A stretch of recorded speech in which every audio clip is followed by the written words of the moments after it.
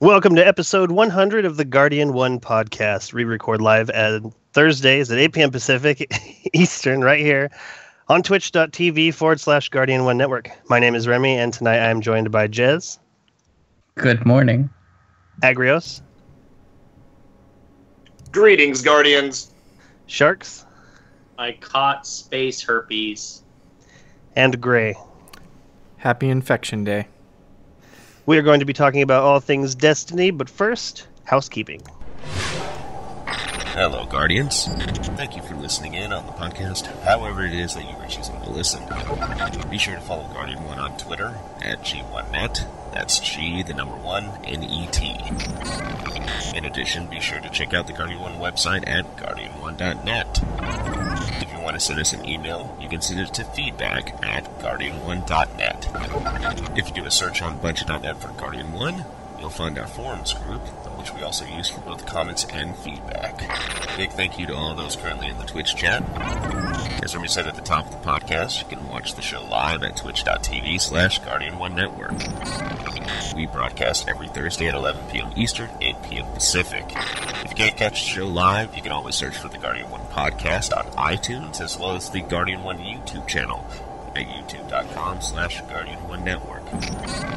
Guardian 1 is a proud member of the Guardian Radio Network, so be sure to check out the Guardian Radio Network website at theguardiansofdestiny.com. There you'll find all the different podcasts as part of the network, including the flagship podcast, Guardian Radio. They broadcast every Monday night at 8:30 p.m. Eastern, 5:30 p.m. Pacific on twitch.tv/Guardian Radio. You can also follow their Twitter account at GuardiansofD and their YouTube channel, youtube.com/GuardiansofD. Other podcasts that are part of the Guardian Radio Network include previous episodes of TTL Party Chat and Robust Radio. There's also a podcast called Ghost and Echoes, which contains a bit of fan fiction and audio versions of the Grimoire cards found within Destiny. That's it for housekeeping. I'll see you again soon. Thank you very much, Hollow River. Okay, episode 100. Very exciting. And if you do a little math, you'll see that our 2-year anniversary was several months ago, and we should have passed this on our way to 2 years, but that gives you an idea of how many times we canceled in the first 2 years, like 3 months worth. It was just really crazy. Like every single holiday just kept landing right on our podcast day, and it was like, you know, everybody on the podcast was really cool about, you know, if everyone else is going to do it, I will do it too. And that means a lot to me. That meant a lot to me that they're willing to do it. But, you know, really, people want to go out and be with their families. And I love talking about Destiny, and we'll be here again next week. So yeah, 100. Very cool. I'm very happy about it. Sadly, this comes at a time where I feel like I'm at my lowest with Destiny right now. Like it's easily the lowest I've been with Destiny since the alpha, and I was like 1 week away from buying a PlayStation 4 when the alpha came out. It dropped, and I was like, I just had never felt like since I was a kid, like, oh man, me and my friends are going to go hang out at a reservoir and drink 40s. You know, I hadn't felt that kind of pull for me to go do something since that long ago. And so right now, you know, I should be really excited. And, you know, it's in the last week, I wrote this whole huge, just pissed off rant about those bounties, because just the more I think about it, the more I feel like that was time I put into this game that I could have been alerted to the fact that, hey, you know, we're going to just be clearing the slate of these. You should probably do something with them. If I had been given that piece of information, I would not have lost 5 gold tier trials bounties. And now this is not a huge deal to many people. Many people go and they just do their bounties. And to be honest, it wasn't that big of a hardship to do it, but I did it, and they took those bounties away. And so I wrote this whole thing. I was super pissed. And just the more I think about it, the more I don't want to play Destiny right now. Like I've hit this.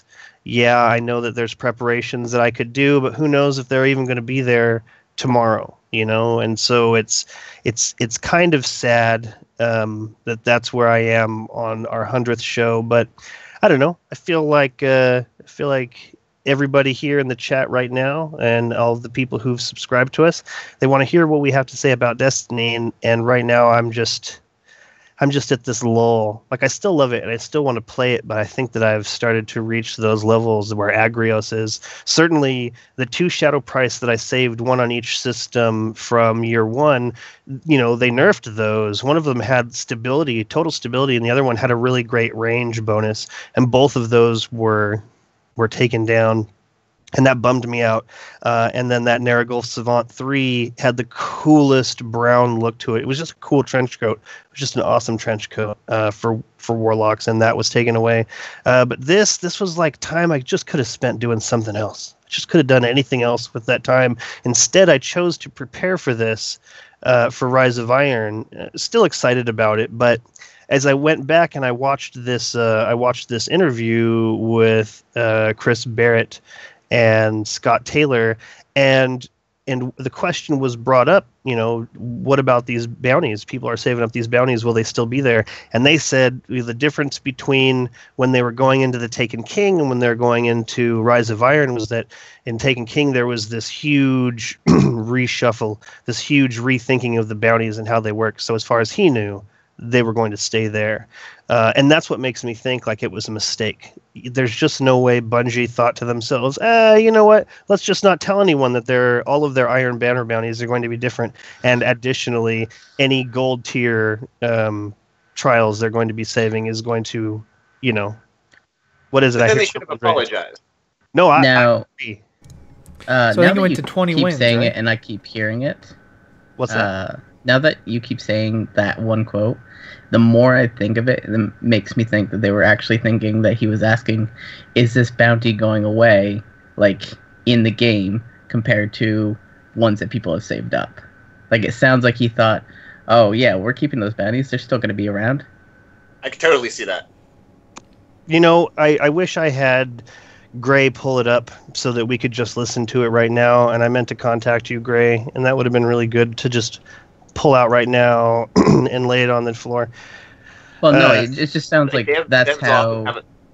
It sounds like that's how Barrett interpreted the question as, "Are we going to be able to do these bounties when it launches?" Right, yeah, I could see that, because devs, I'm sure they often have a different perspective, a different mindset when considering these things. And when they hear something, they may hear something very different than a gamer hears when you ask the same question. So that's a very good point. I suppose I could see that because it does have to be a totally different creature living at Bungie and, living in the current build or whatever, with people. Like, they have seen all of this stuff. It's not new for them. What draws people? Where do they go when they first get dropped in? And I mean, this is all data that they have at their disposal at this point. But yeah, I just have lost it. I've lost the fire. Like, I'm still way loving Destiny, and I'm still very much looking forward to Rise of Iron, but just preparing for it has been, I just feel depressed, like actually like crushed, like any fight in me is gone now.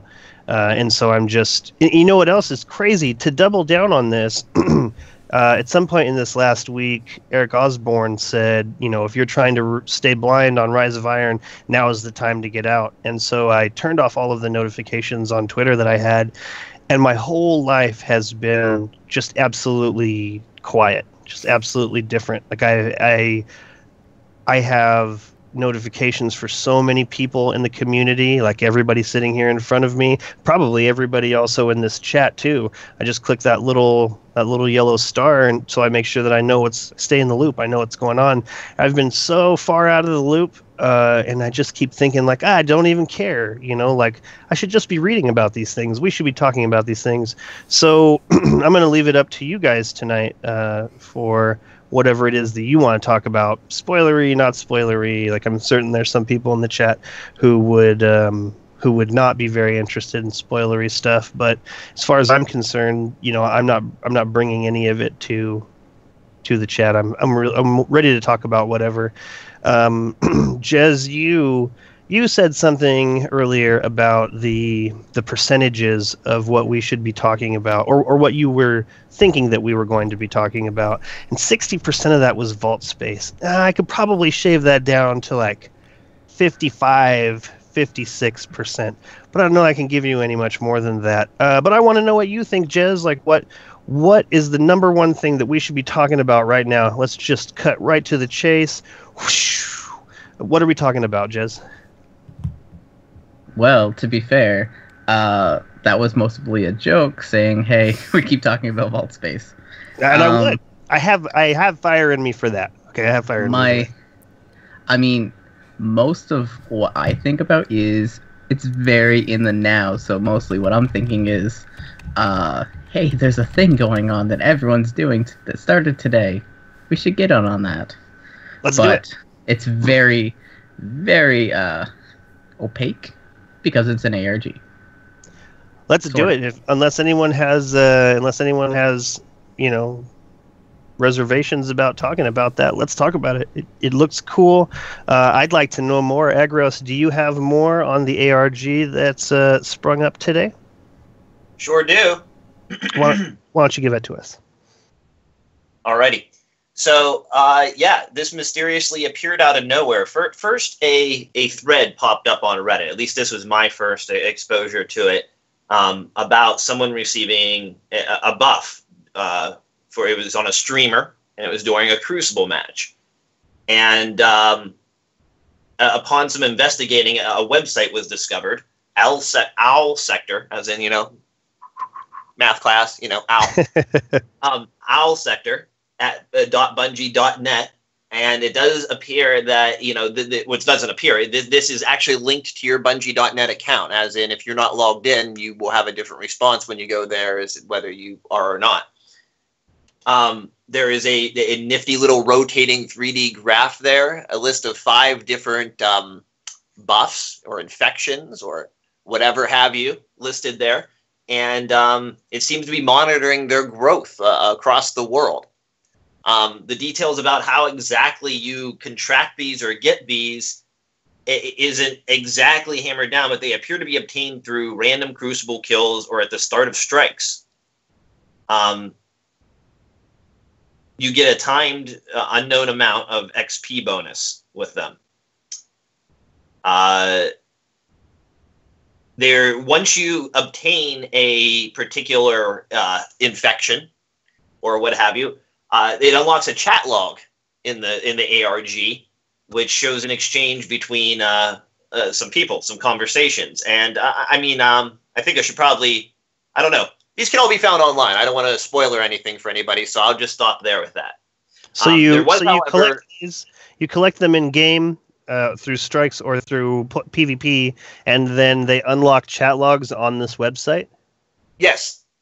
Well, they unlock the chat logs without out there that I've read.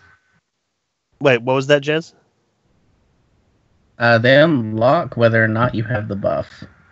Oh, I thought they just seems to be more of... No, because I don't have any of the buffs, and I can read 2. Yeah, so it's one no, thing I can read certain 3 of level. them. It's either timed or based off of a certain threshold of people to have it. Interesting. I could definitely see that.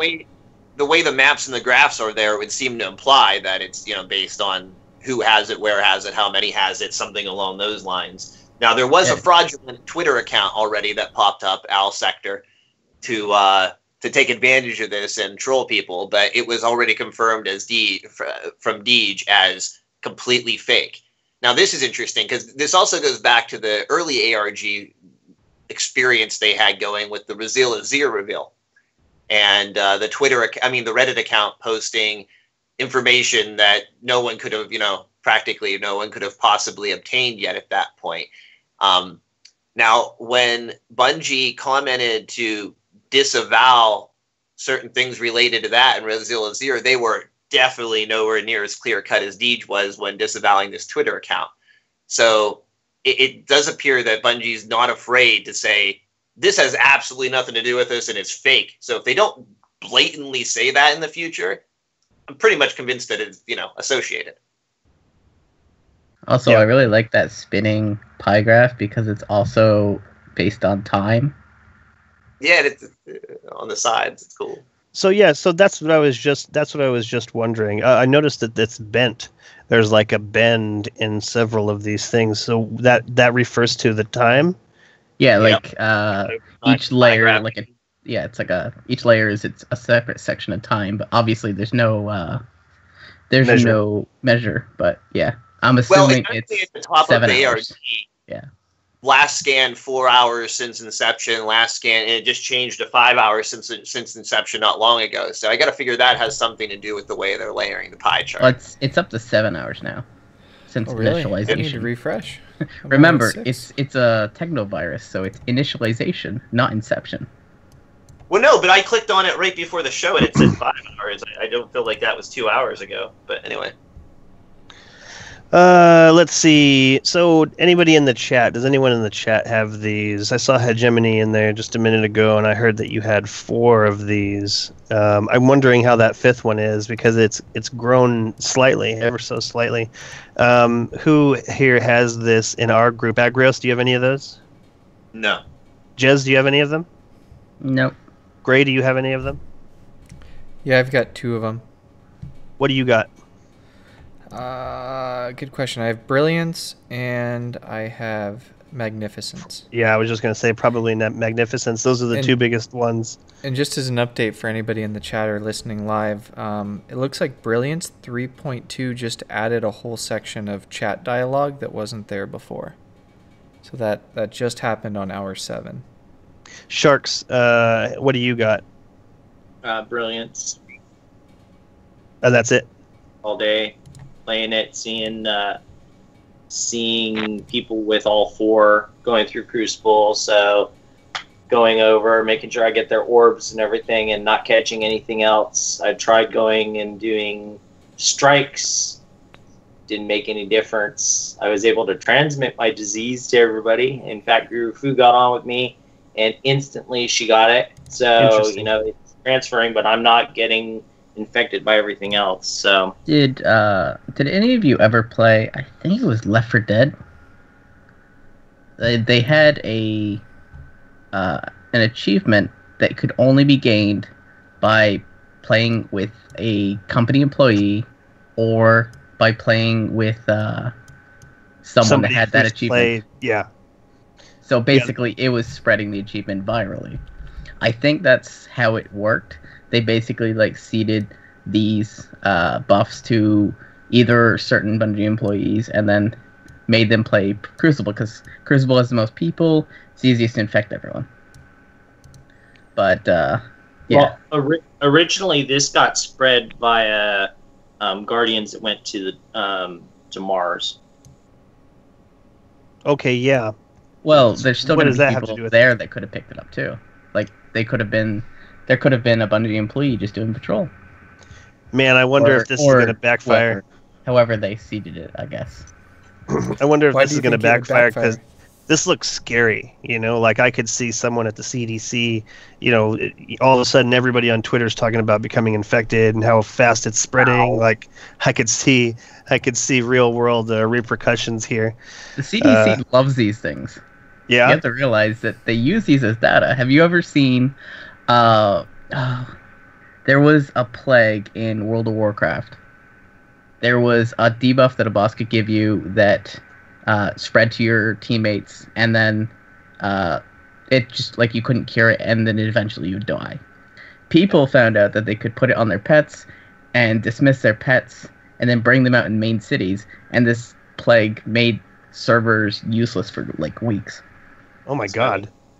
That sounds crazy. And this brings me to my point. I logged in today and I had planned on seeing what I could pick up in my area, and I noticed that basically all of my characters are right to the edge of each of those factions, and I'm certain that if I have that faction package on the faction that I'm in, or the Crucible or whatever, it'll probably stay there after Rise of Iron, but I don't want to play around with it, so I didn't go into the Crucible. And secondly, I could have logged onto the Xbox and found one of my characters there that wasn't ready to tip over, but there was this thing in Oblivion, Elder Scrolls for Oblivion, and it was vampirism. And I thought, oh, how sweet vampirism!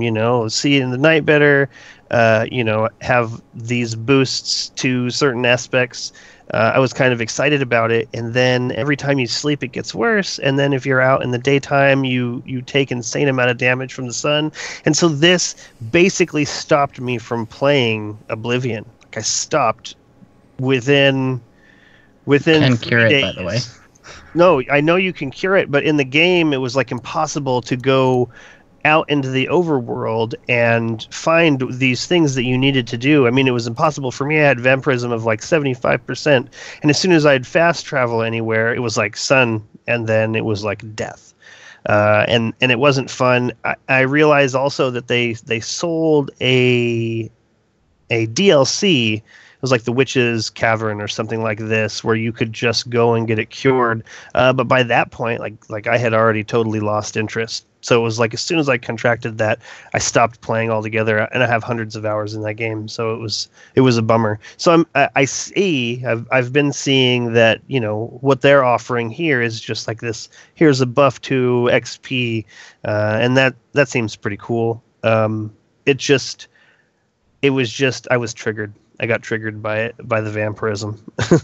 So yeah. What else can you tell us about this, Agrios, without ruining it? That's pretty much it. That's all we have at this point. The rest of it's really lore that people's found out about specific things within it. So, I mean, I guess it's not super spoilery if considering it's available to just go look at. Uh-huh. Yeah, and it's pretty cryptic at the for the most part. There's I don't know who a lot of these characters are. They're giving us just the first 3 letters. Spoilers, it's related to Vanguards, and it's related to Siva and War Mines. Things that everyone know about in Rise of Iron. I don't know that it has to do with Siva necessarily. It's an affection. Sure. And it's nanotech.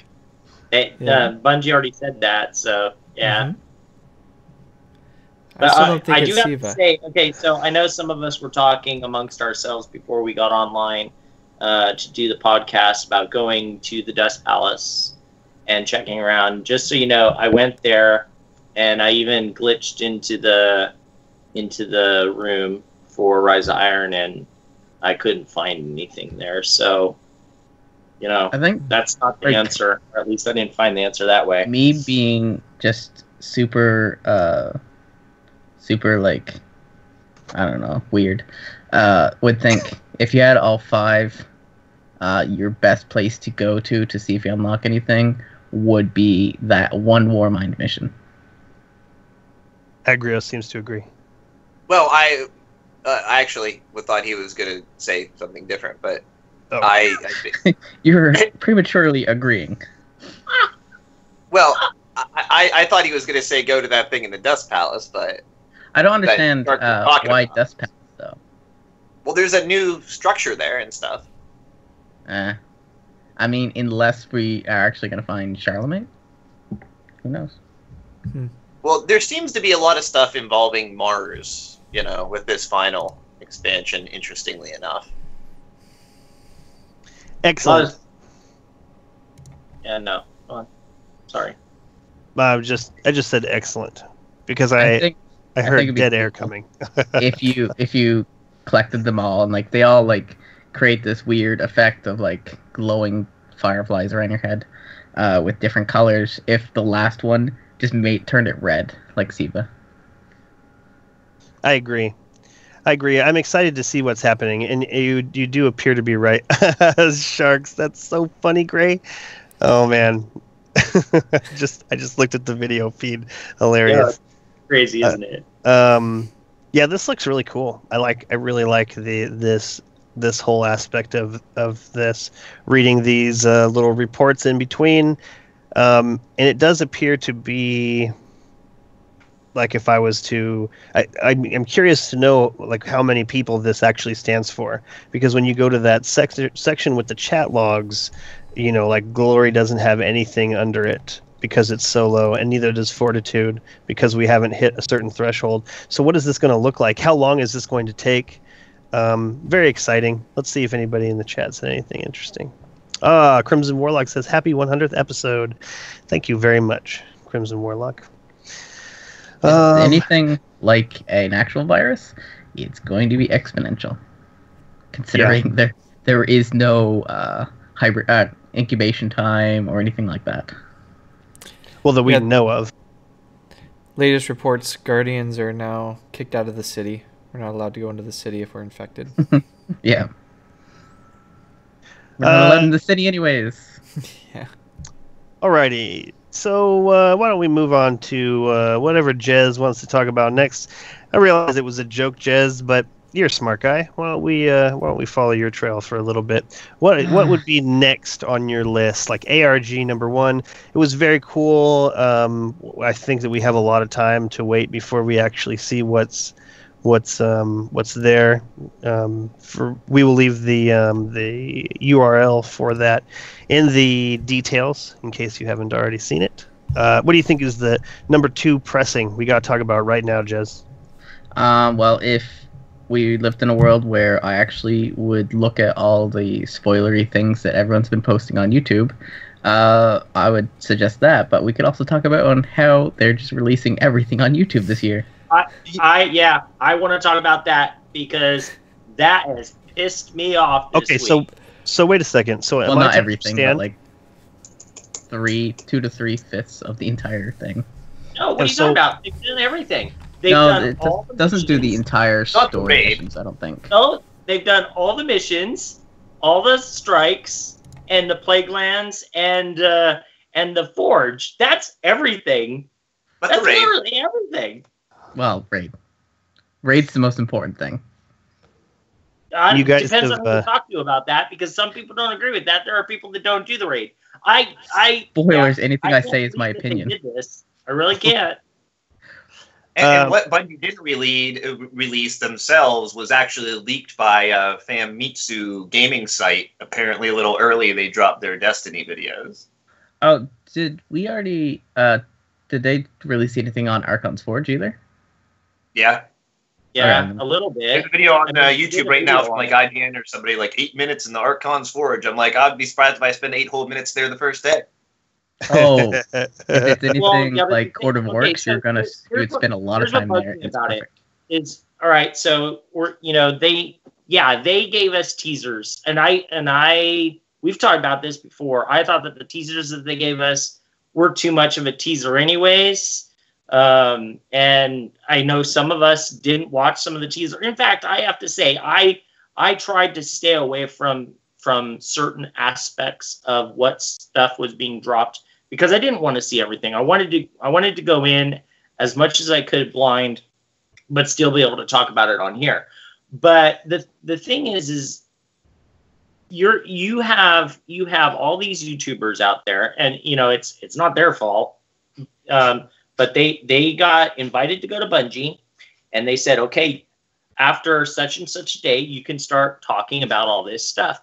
And they're showing the whole thing. They're talking about the rewards that they're getting.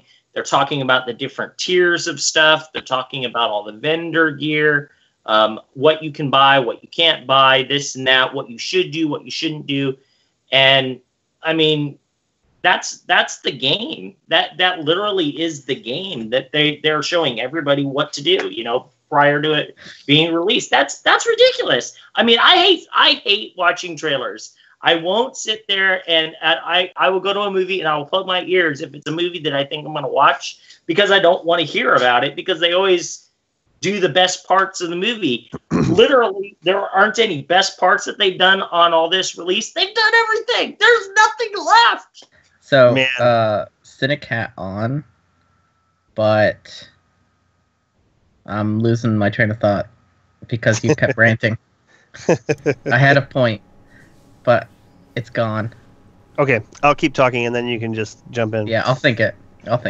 Okay, so it's funny that you don't watch trailers, Sharks, because that's like my jam. Like there's a okay, what is it, Jess? I think they've been this time releasing way too much of the raid too. As weird as it is, they're just like, no, we'll never talk about the raid, and yet we probably have about 20 seconds of raid footage. Yeah. Yeah. Okay. So trailers. I love trailers. There's a section on Hulu that's like you go to the main section of Hulu, and then there's movies. You click on that, and then off to the right there's trailers. And I go there like every week, and I look for new trailers because that's how I decide where to spend my interest in media. So like I see what you're saying, but like I love trailers, so I wanted to throw that out there.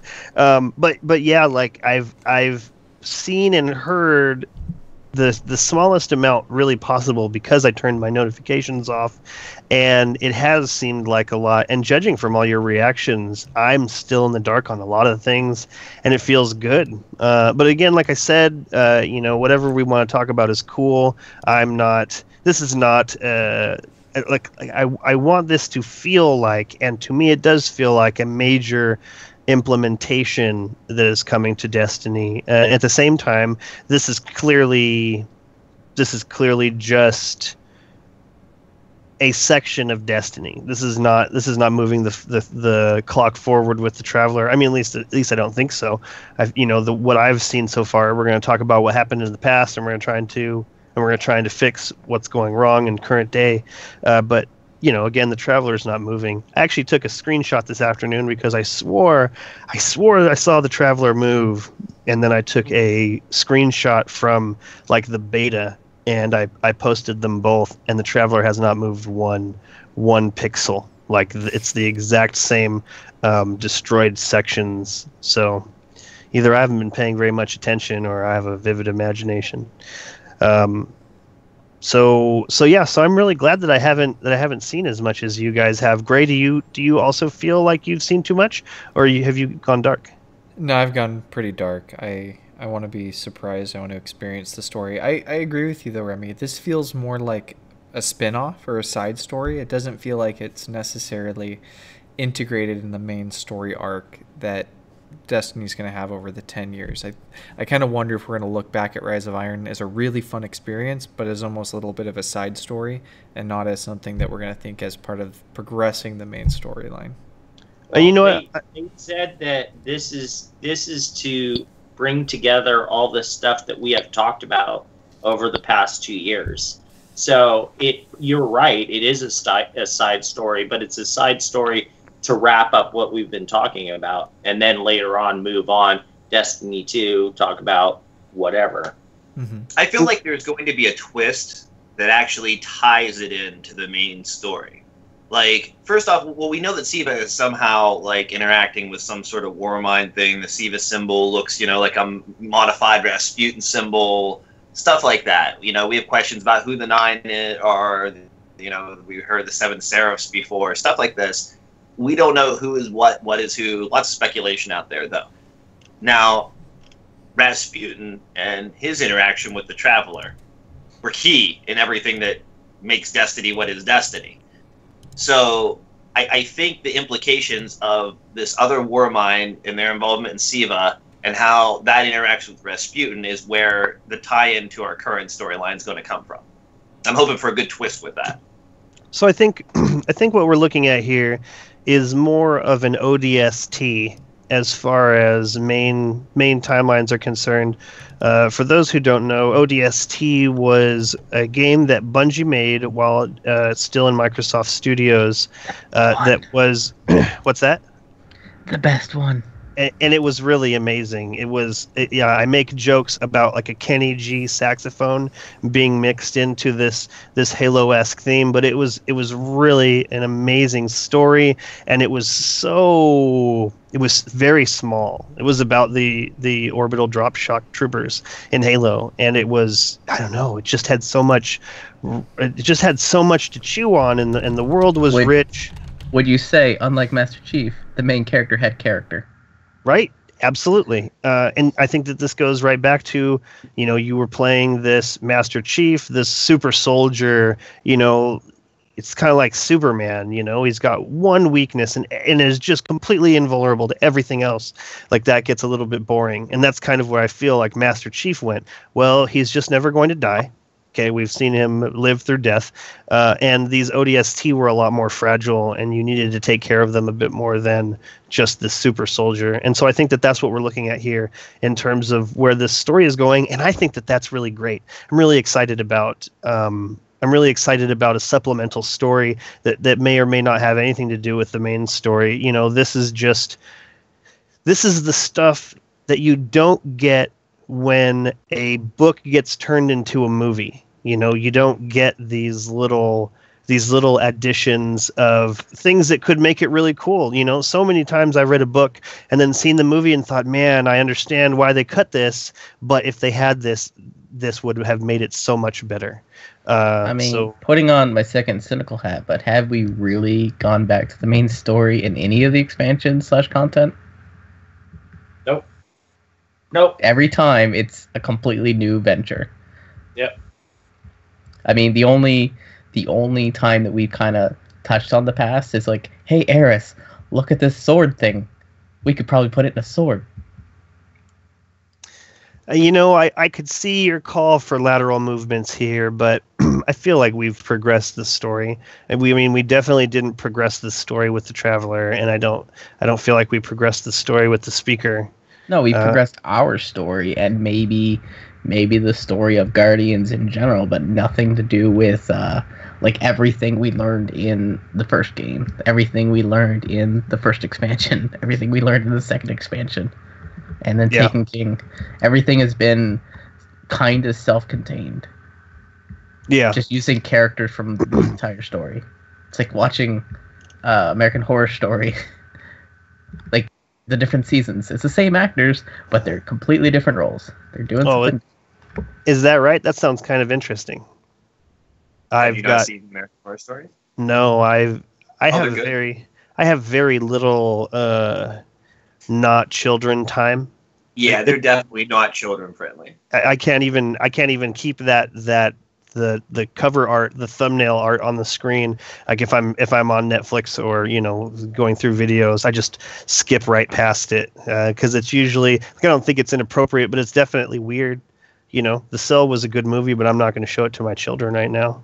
When I was a kid, I watched all kinds of inappropriate things. So I have to spend my time wisely, and right now I'm working on Falling Skies. I don't know if any of you guys have seen that, but I'm on season 3 of Falling Skies. I've been afraid to talk about it. I wanted to reach out to people on Twitter because I'm really enjoying it. But then I'm afraid that if I tweet about it, then there's going to be some bot. Like I know that some people were tweeting about Fallout, and then there were bots made that would go and tweet to those accounts that just tweeted about Fallout, what the end was. And so I didn't want to say anything on digital medium. So yeah, it's I don't know where to get it. I've watched it on Prime. It is one of the best Alien shows. Have you seen it, Jez? I think I've seen the first 2 seasons. It's really good. I'm really enjoying it. They're getting a little crazy. Check it out. I wish they'd be a little bit carefuler with the main characters because that Tom Mason's just getting beat up pretty badly. But Hedge says that you have a choice whether to watch videos or not, and I agree to a certain extent. Like I've shut off my Twitter notifications, and that's cut me off from this whole world. But still, when I go to YouTube, it's like, oh, recommended video. Here's every single YouTuber that I'm, following, and here's every single video that they're talking about. And so I try not to read the thumbnails. And every now and then I get sucked into one. It's usually more consoles. I usually get sucked into more consoles. I don't know if it's because I'm used to him being able to take what is essentially the same exact sentence and saying it some other way. Like I don't know. I tried to explain this to him when I met him at the launch party. Like I tried to explain to him that his videos are really good because he can basically make a video out of nothing, like absolutely nothing, like no actual details. and it's entertaining. And he laughed very similarly to that, Agrios. Like, I think that he knows that it's not, I'm not trying to say that he's, not providing a service. Like, he's very entertaining. And so I had to click on the one that said that the raids might be coming back in a new form, that one of the people at Bungie recognized that that's one of the top 10 most requested things, is a reason to go back to the Vault of Glass, like new rewards or new challenges or things like this. And so nothing was spoilered for me. So okay, I just want to comment on that. What Hedge is saying, you're right. There is no reason, and Destin Laguerre actually posted this the day that all this stuff was being dropped, because he too was dropping videos. He said, you don't have to watch it. That's totally true. You don't have to watch it. That's not what my problem is. My problem is that why are they doing this? Why are they showing so much?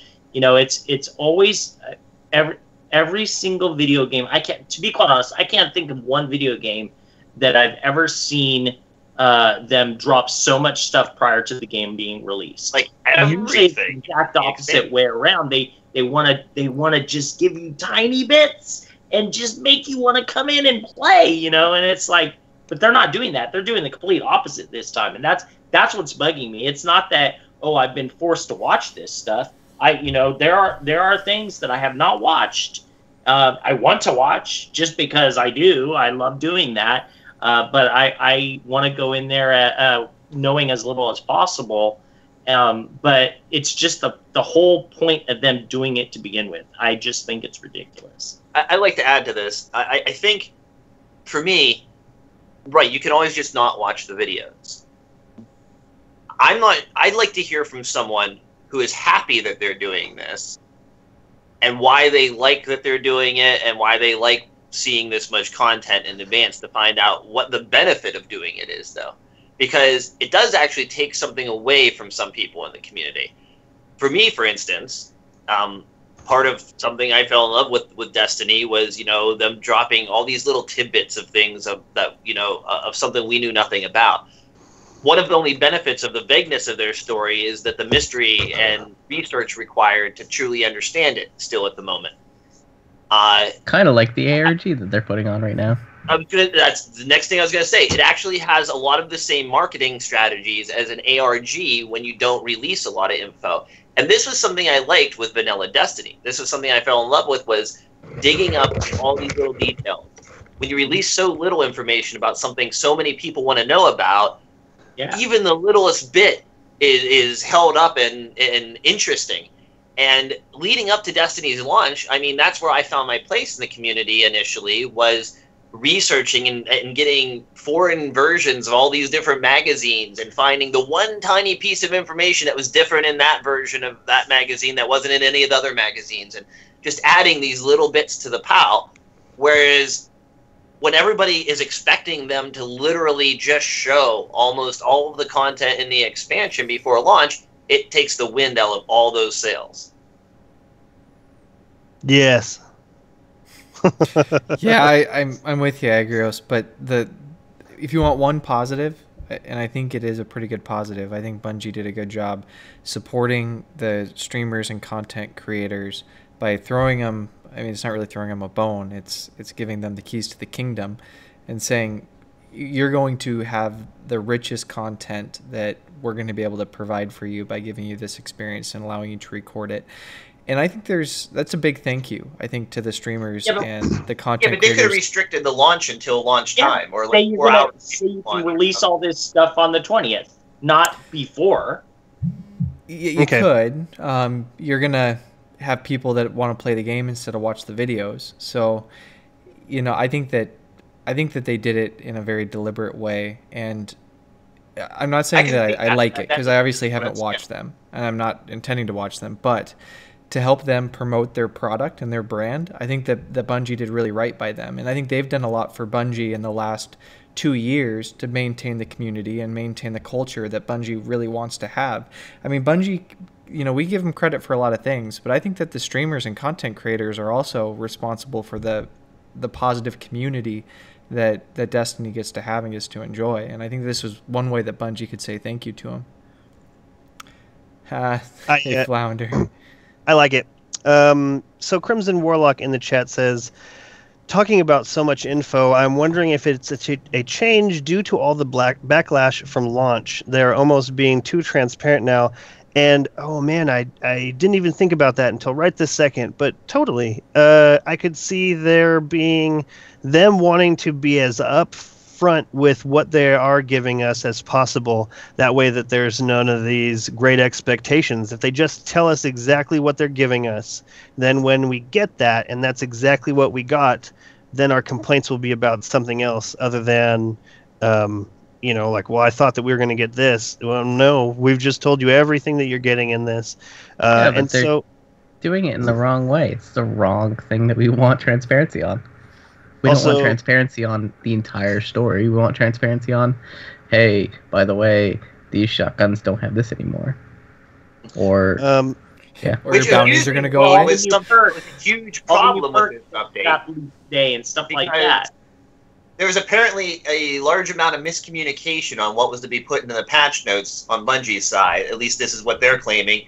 Like, for instance, the Titan shoulder charge nerf and the jump mechanics that they changed in light of the new artifact coming. They apparently intended those to be in the patch notes, but they weren't listed. So that and a number of other things, like the bounties being removed, all these sort of things, that's what people really want transparency on. I think that's what Jez is saying. Hegemony says, Sharks, would you have a problem being flown to Bungie and playing new content so you could show it off? Would you say no? Okay, so my response was, yeah, I would go to Bungie. Yeah, I would show it off, but I would not sit there and basically record my entire gameplay and say, here you go. I wouldn't do it. I wouldn't do it spoilery. That's the whole point. See, I can't blame the content creators. If they're told to go ahead at this date, they got to go ahead on that date, or they're falling behind the rest of the content creators. No, you can't blame it. I'm not blaming. I don't think that what Bife and what More Console and what Destin and everybody else, what they released is wrong. I don't think that it's their fault.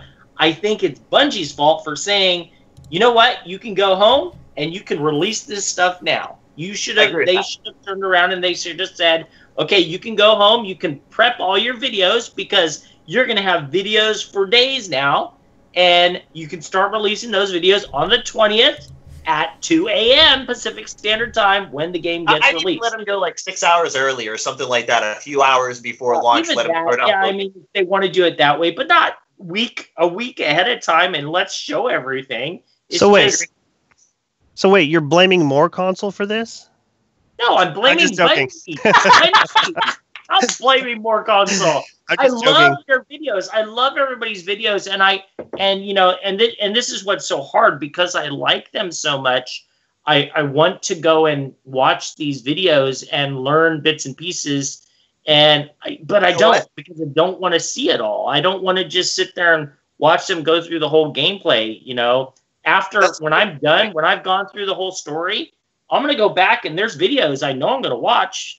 I've heard some of the videos and some of the stuff. There's information in there that's going to be key to getting your light up fast. But I don't want to know all that prior to going in and seeing the story.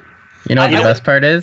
We get to run these missions multiple times. Have to say about right from the same aspect as us, but it's hard to actually just find them, discussing stuff outside of complete spoilers at the moment. So for me to go out and find out what More Console or My Name is Bife feels about the same things I'm, getting feelings about with the new update, it's hard for me to find that information. I'm kind of left alone if I don't want to be spoiled.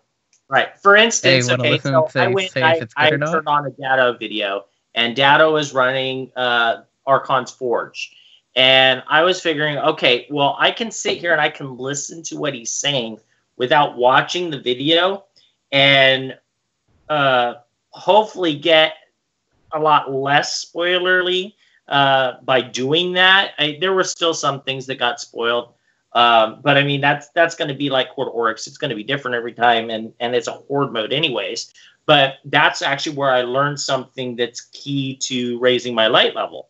And so, I like he could have done it a little bit better without going through the whole thing. But still, there was enough. It wasn't as bad as just sitting there watching somebody go through the whole, go to the mountaintop and open up the Fellwinter's Peak. That's what a lot of people were releasing day one. I don't know.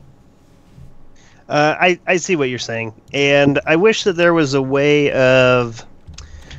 I wish that there was a way of splitting this. I wish there was a way of being able to separate them, because this is feeding into a community that wants to know. When I see that Bife's video has 200,000 views, I know that people wanted that information, and to those people, I'm happy because they wanted to see it. There's some people who want to see how to do it before they do it themselves. I am not one of those people, but there's a lot of them out there, and so for Bife to be able to get a weak jump on this new content, this does amazing for his channel. This does amazing for all of these Twitch people on YouTube's, like YouTube's.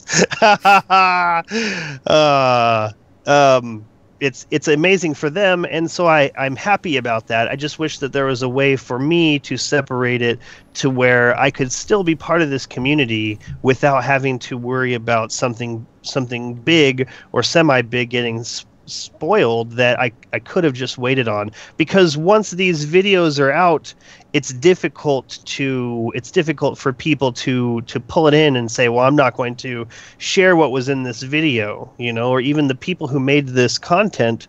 This is all out now, like this could be spoilery, but the more people know, the more someone's gonna be like, geez, I can't believe Zavala has been efforted this entire time. Right?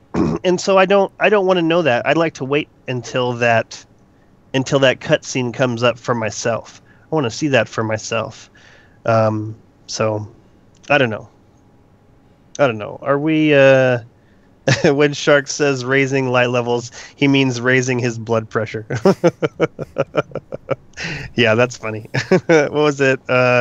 Nerdy Girl, I think, said, it was either Nerdy Girl or Mystic Rose said something about an infected sharks is an angry sharks. And that is funny as well. Okay, so are we moving on to the next topic, or are we... does anyone have anything they want to say to anything else? Agrios? Sure. Let's do it. What's the next topic? Oh, good question. Jez. So, I know what we should talk about, Jez. I think my next topic is whatever Sharks is going to talk about. Okay, wait. Gray looks like he has something to say as well.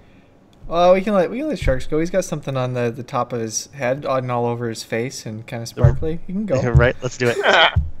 Okay, so private matches went live, and there's ghosts. Who's been looking for ghosts? So I've been giving myself 5 minutes in each place to find it, because in the very beginning I just heard that there was ghosts in the matches, and so like I've been peeking on Twitter every now and then. Like I'll wonder what did I do with my time prior to this week? Like where did all my time go? And I realized that I haven't been in connection with anything Twitter at all. And so every now and then I'll go back and I'll kind of just peek, like, okay, Destiny, and scroll up very slowly. And I saw that there was ghosts in the things, but I didn't see how many were in where. And so I just decided to start at the very end and work my way back up. So like the first 4 maps, I found it in the first 5 minutes, and I was really pleased with that. And then I didn't find it in like 2 maps after that, and I thought, well, I'll just keep looking, and then if I find them, I find them. If I don't, I don't. But it's been really fun. Agros?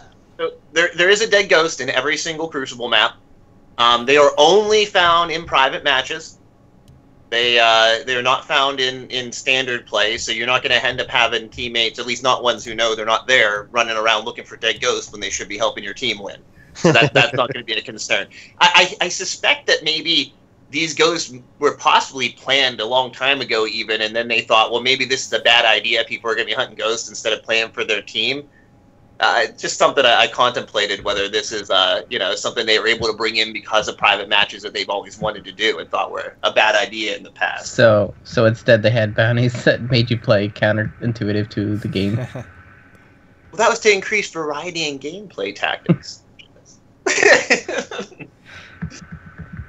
So, some things of note with private matches. People are having a lot of fun with them. People are creating their own game types and everything like that. Something to note: you might switch teams in private matches. You can switch teams in the middle of a match and whatnot. But your trip mines do not. If you drop a trip mine, come back to life, you can be killed by your own trip mine. Oh, fun! I didn't know that. Couldn't you be killed by your own trip mine anyways? Yeah, but you can be killed by your own trip mine for the other team.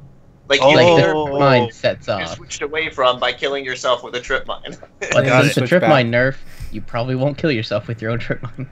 Yeah. So, Agros, you had mentioned it, and I just want to have a little discussion for the panel. What is your favorite custom match that the community's created? There's been a few that have been thrown out. Usually I see them on Twitter.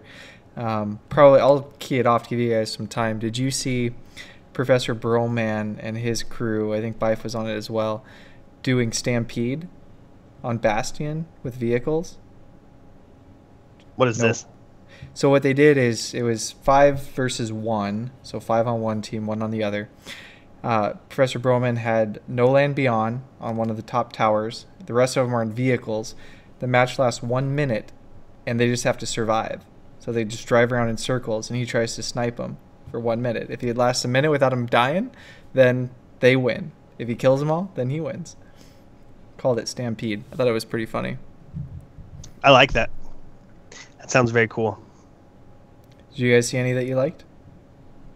I can't think of any off the top of my head that I name as my favorite. I did read about a lot of variations on a lot of different gameplay types, like people creating a variety of different games, and a lot of I'm sure this is going to provide for what I'm really looking forward to the most out of this is all the different videos this is going to bring the community. I'm looking forward to tons of really, really creative movie of the weeks using the possible setups and environments that this provides. I mean, even in the PvE sections of Destiny, it's hard to find large areas where enemies aren't going to interfere with your plans if they're very specific.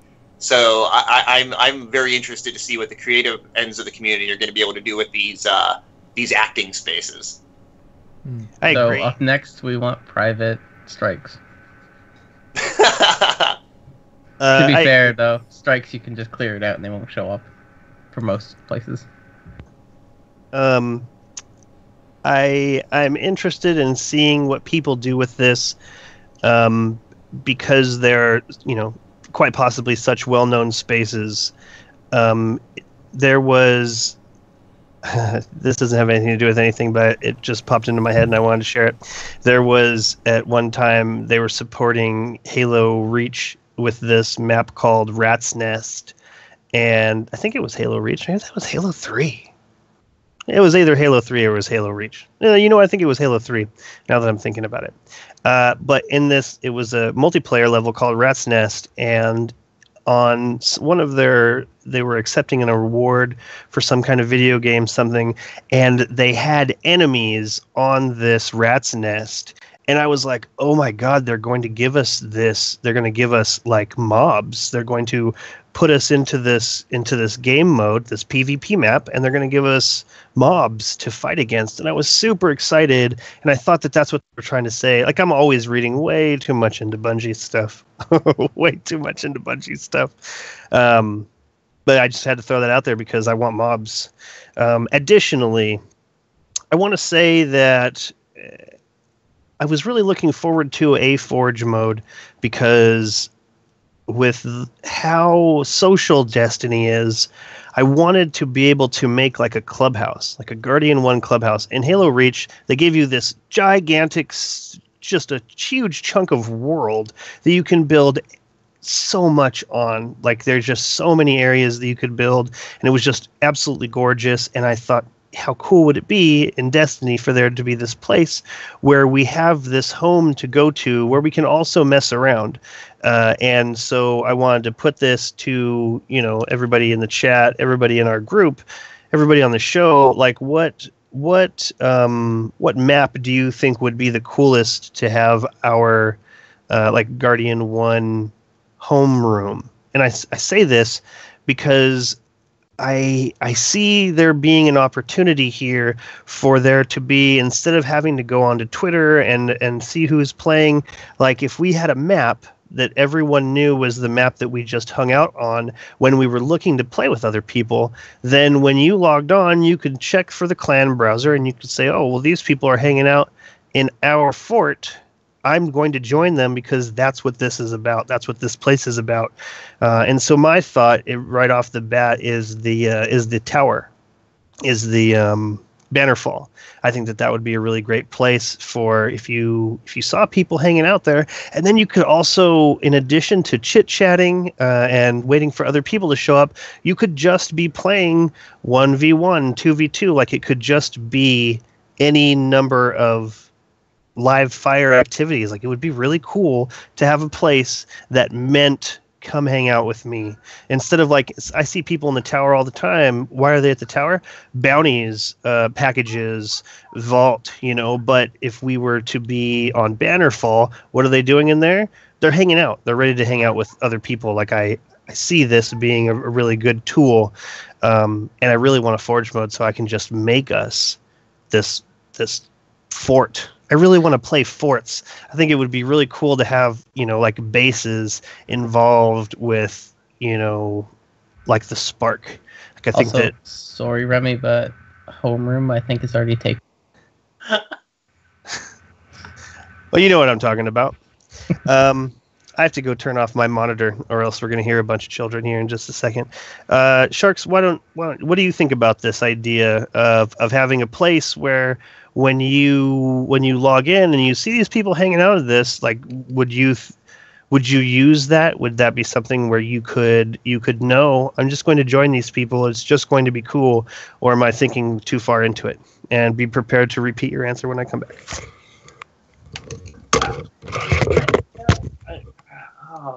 This is really hard. The problem with any of this, to me, and I don't know if the rest of you agree with this, but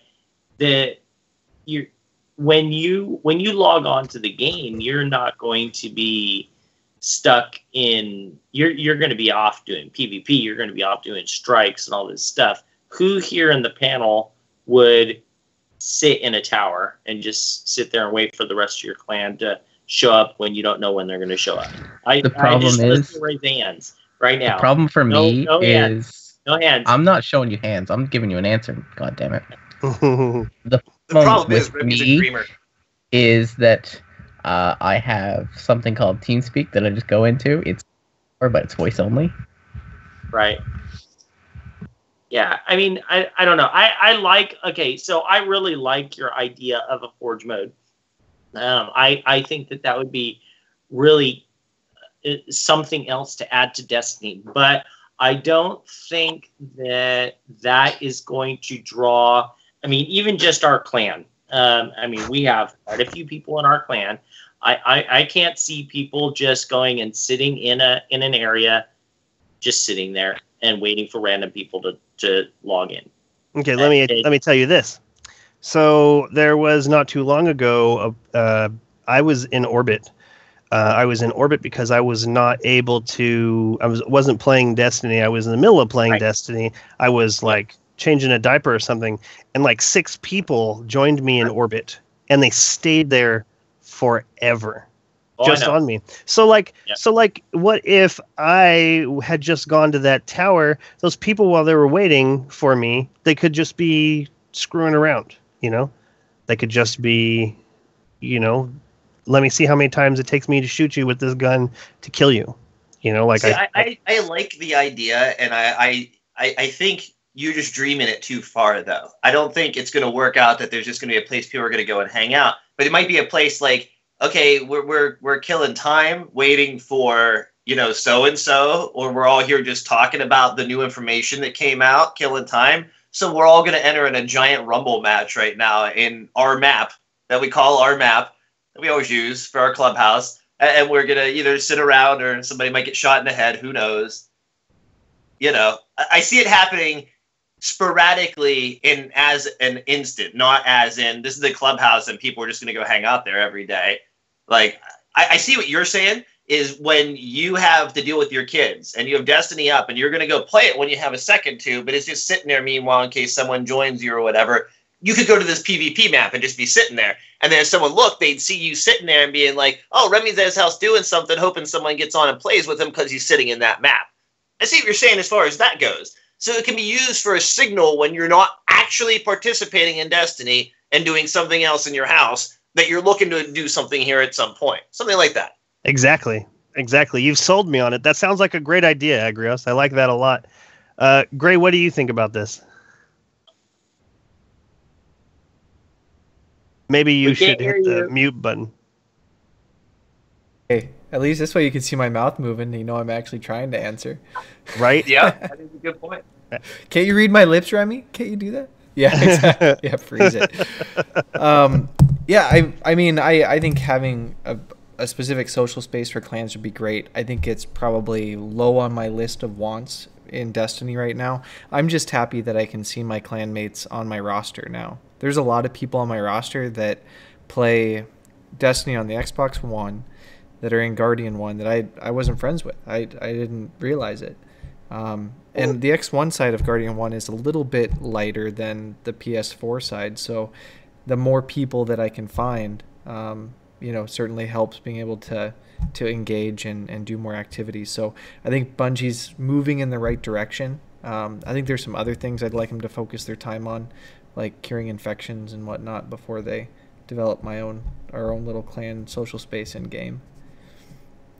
I feel like with the arrival of private matches, I expected a little bit more clan support in that sort of respect. Like, why can't we private match a tower and have 16 G1 members in it? That'd be kind of cool. Like the tower itself, you know what I mean? Like right now, there's no way to get more than 6 of your members into the same tower easily. But you've got to figure with the private match setup, why can't the tower just be a selection on private matches? Yeah, I could see that. Okay, final thoughts on this. Has anybody had a good time in matchmaking, like personally, not just seen on YouTube or whatever? I haven't had time to mess with it myself. Matchmaking? Do you mean like it's like matches. matchmaking, but you do all the work? Yeah. So Heft, Legacy, and we played a bunch of Rumble. Tuesday, the first night that it dropped, we played, and it was a blast. We were having just a ton of fun. It was good stuff. Awesome. Sharks, did you do any private matches? Only by myself, just messing around with it first day. I'm waiting. I know that there are different clans out there. There are other podcasts that want to do some stuff. I would like to do that stuff, but right now unless I got a call from like Poke Bear tomorrow and say, hey, you want to go out and do this, I'm kind of waiting until Rise of Iron because I'm just prepping everything for Tuesday. So not really been doing much. Kind of been doing a lot of loner stuff, just making sure my Guardians are all ready. Screwed up and flipped my Vanguard. So I gotta get my Vanguard back around on one of my characters. But what happened? I've actually been playing more, messing around, doing stuff today just because of the infection with everything. But no, I haven't really been doing much private matches. What do you have left? What do you have left to do before Monday night? I have a total of, I might delete a couple things, but I think I have a total of 6 open spots I can get exotics on, or legendary marks. I'm collecting legendary marks right now, the engrams, and again, just making sure that all my Vanguard and my Crucible is I've got a package waiting and it's ready to flip again. Hey, look who it is. It's Blue AM Cat. Hello to you, Blue AM Cat. Welcome to the show. Nice to see you. You know what? Okay, so I want to share this with you guys right now. My computer that I would be running this podcast on right now just froze up. I had just one Firefox browser with 5 blades open. So while a lot of it I feel was XSplit, it just froze by itself right now. Sucks. I have a Chrome browser open with 25 tabs. Right? I don't know I what's have like this And ancient World of Linux Warcraft. laptop open with like I don't even know. There's like 6 Firefox windows with tabs all the way across the screen and like clicking off the side open, and it hasn't been shut off for like weeks. I use my browsers like I do my room. I put things, it might look messy, but it's where I know it's at. Linux is incredible. It never crashes ever. Jez, I'm the same exact way. I know where everything is, and that's what's important. Because once I don't know where it is, why do I even have it?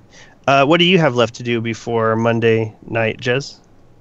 Are you staying up for that? Where you are? That's too late, huh? Are you going to sleep first? What? Before Rise of Iron drops, 2 a.m. Pacific.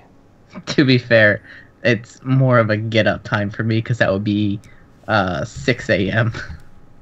And what do you have to do before that happens? Are you ready to go right now, or do you have a bunch I'm ready of to stuff? go. Yeah. Are you working on any kind of? Are you working on any of your factions, or are you just going with it? Like, doesn't even matter. I'm almost of a mind that it doesn't matter as much because if you're playing right, you're going to level up a faction throughout your playing anyways.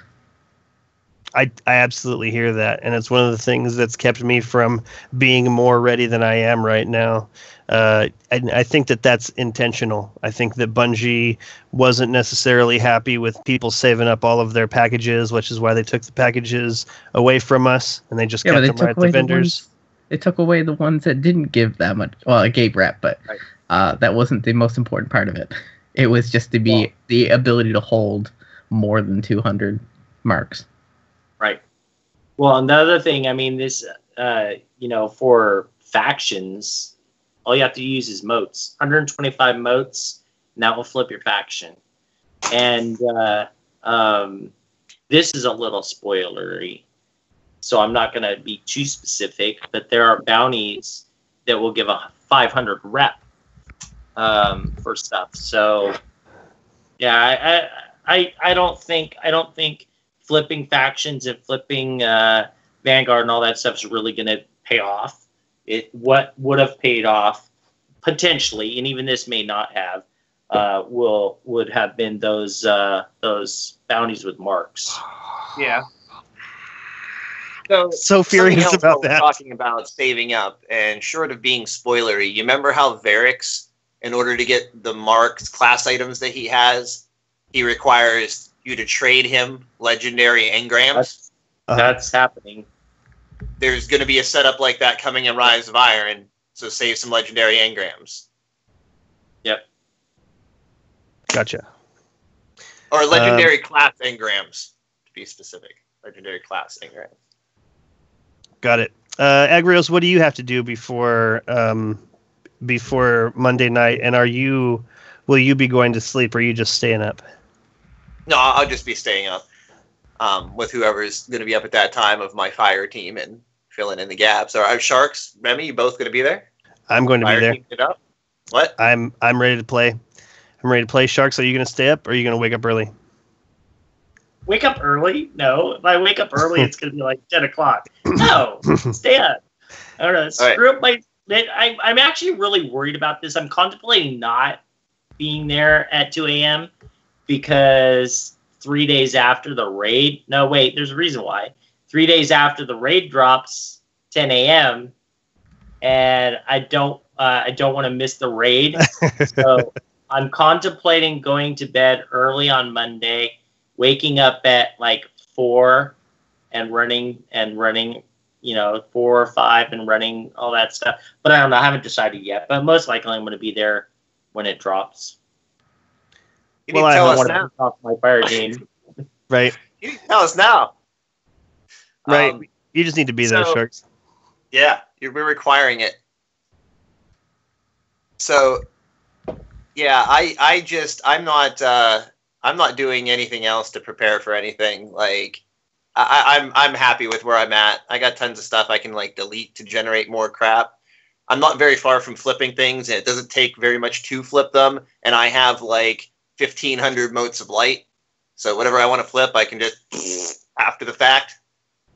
For all I know, they'll change the rate that you burn those things afterward, and I'll do better to burn them afterward or something like that. I don't know. You know what? I'm thinking that they're going to double it.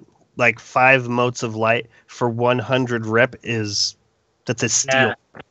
That's a steal. So I'm putting all of mine up as much as I can because I can't see them lowering it. There's no way they're going to lower it, right? So if they That's probably change, what I'll do. Like the night before, I'll probably level them all off so they're ready to go the next day. But like after they killed all those bounties I had saved up and stuff, it kind of killed some of my motivation to try to get too many other things set up because who knows what else they'll change on me or whatnot.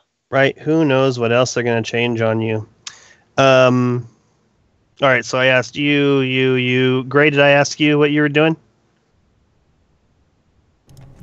No, I'm working on Tuesday. I took Wednesday off. I actually switched those days because I want to work. I want to get home from work, play Rise of Iron. I know Sharks is freaking out. I want to play for the listeners. Sharks is losing his mind right now. I want to play Rise of Iron when I get home from work all night into the next day, and then I have the full next day. I kind of got mixed up. I didn't think it was gonna drop overnight. I was, I'm a year 2 player. You give me a hard time about it all the time. I just assumed it was going to be at the normal 10 a.m. Pacific Standard Time. So I figured, why waste that first part of the morning? If I'm only going to take 2 vacation days for this, it'd be better to take it on Wednesday and Friday. So that's the plan. With that said, any of the Guardian 1 guys that do some Twitch streaming, we're looking at doing all day hosting on the Guardian 1 Network Twitch channel. So you'll get a lot of Rise of Iron content. And then on Friday, we'll be looking at hosting some of the Guardian 1 World's First runs. And we'll keep bouncing back and forth to whoever's team is in the lead. So if Remy's team is ahead of Gray's team, then it'll kick over to Remy. If Gray's team's ahead, it'll kick over to Gray. And it'll probably stay on Gray the whole time. So just be prepared for that. Oh, okay. You know what we That's should okay. do? I'm streaming it myself, so There should be in blind raids. what we should do is set up like a multi-Twitch. I've only ever heard of these things and seen them a couple times, but it's like where both streams are playing side by side. Something to look into.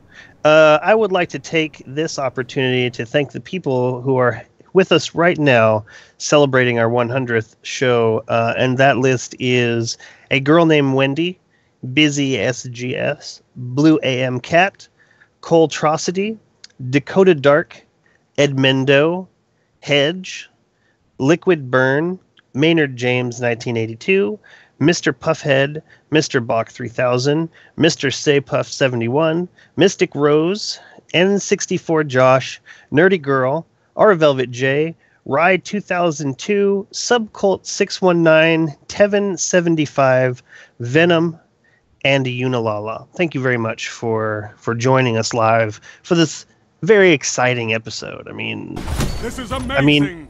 It's basically as exciting as it can get because we're so close to a release. Like this week at Bungie is the last one before it all breaks loose. And so even with myself, as low as I am excited about Destiny right now, I'm pretty pumped. I'm pretty pumped about all of this. And so 100th episode, thank you very much for sharing it with us. Also, for those of you watching at home, this red mark right here on my forehead is the gnarliest spider bite I've ever gotten. And I'm glad that it doesn't show up too crazy in the video as I'm watching it, but just in case you're wondering, I did not try to run through a wall, and I'm not experiencing teen acne in my 30s. So that's what that is. It's been crazy, and I contemplated just putting a Band-Aid over it, like like here, but this might have drawn more attention. Like I look like a unicorn, and so I'm just So- letting my spider bite hang out. Your best friend would probably be your wife. She would know how to cover it without it not looking natural. Absolutely, and she offered me her services as well because of exactly that. And time just flew by. I needed to pick up my daughter some chocolate milk, so chocolate milk for my tiny sweetheart, or making sure I don't look like gross on the podcast. I'm not trying to impress anyone. Sorry if I've offended you. Remy's the only one who didn't make it to make up before the show tonight, but it's Right. okay.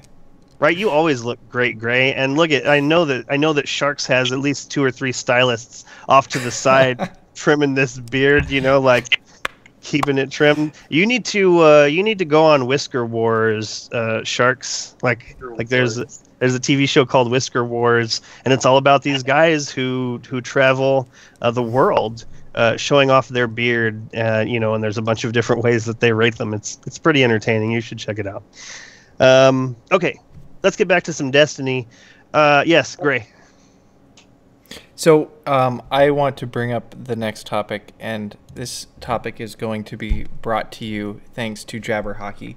Jabber Hockey is the sidearm that I have fallen in love with this week. Sharks is shaking his head. Oh man, this has been sitting, as River would say, this has been sitting fools down. I have mine with rangefinder. It's got a really high stability build, so I can put high caliber rounds on, and it doesn't bounce around too much. And I can just see the people as I'm going pop, pop, pop. Their reticle must be jumping all over the place because they can't land shots on me, and I still have really good range on it. So this Jabber Hockey is my new favorite weapon right now. Hefty and I, before the show tonight, we were trying to get some space herpes, so we went into the Crucible. And I was getting pretty easy, I wasn't really going super try hard, and I was getting 3.0 KDs. The first match I got an 8.0 KD, and a lot of it was thanks to this sidearm. That 8% sidearm buff has been excellent. Have you guys played around with the new Crucible weapon meta with the adjustments they made and found something that really fits for you?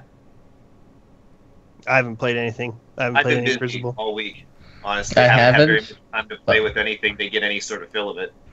I haven't, but my answer would be the same. Special weapons? I'm the only one that plays besides Gray. You guys are sad. Okay, Sharks, what do you get? What do you like? I was actually really surprised. I was expecting a lot bigger weapon changes. I have noticed a lot of people running around with sidearms, but they did that before when sidearms first came out. I think it's just a fad right now. They do what you say, but I don't know. I can shoot somebody in their face with my sniper before they kill me with their sidearm. So I don't know. But this actually brings up a really interesting point. I don't remember why, but I was going back and I was looking at, actually I do remember why. I was going back and I was looking at the original E3 release of Bungie. And this is all due to Fuzzle, because Fuzzle had posted this, and it had gone through Reddit about a ship that was in that original trailer, and how interesting that ship was in that original trailer, yet when we got Taken King, that ship showed up.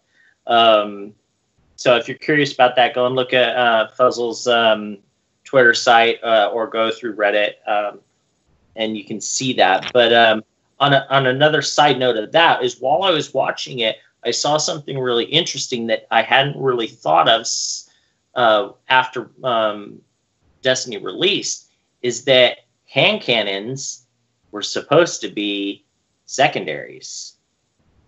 Did you guys know that? Yes. Yeah. Right. Yes, A long time ago. I've been following the game since they announced that hand cannons made the switch from secondary to primary. Yeah, I don't remember It hearing was- that. It was Somebody when they commented turned on that they grenades. wanted to be able to run hand cannons with sniper rifles and stuff. There is a time there Yeah, wasn't but it doesn't make grenades. any sense because they basically brought hand cannons back as a sidearm. Well, You know, I I don't should know. say- I just thought it really interesting. I didn't realize, if I did, I forgot about it. And then it, like I say, it just dawned on me again, especially now that Gray's talking about using sidearms again. they always planned on having grenades. It's just the time that they turned on the grenades is about the same time that they also switched hand cannons to the primary slot.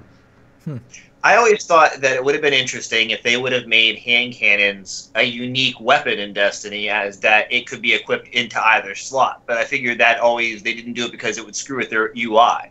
So by creating sidearms, they just made a particular archetype of hand cannons for the special slot. Mind you, I still want a really slow firing sidearm. Oh, really? Like, Oh, that's like scary. Just something that you could quick stop to and bang and swip back. interesting. I also still want a heavy sniper, so let's see if I get that this expansion.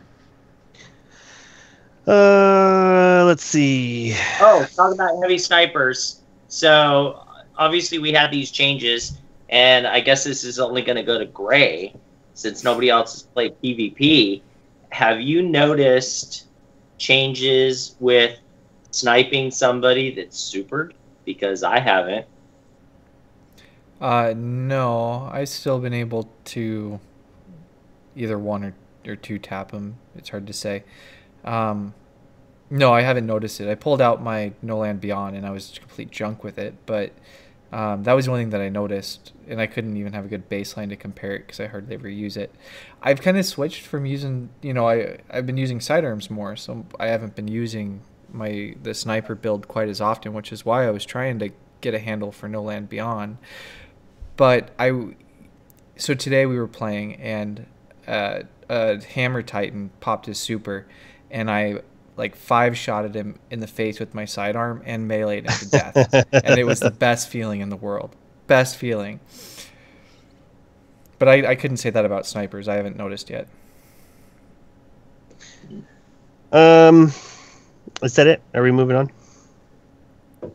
Moving on. What you got, Agrios?